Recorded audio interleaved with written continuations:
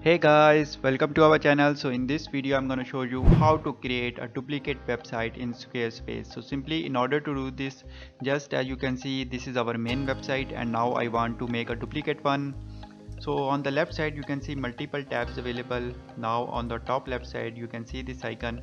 So just simply click here and now you will move to dashboard. So in order to create a duplicate website you have to go to dashboard. Simply here on dashboard, this is our website. Now I want to create a duplicate.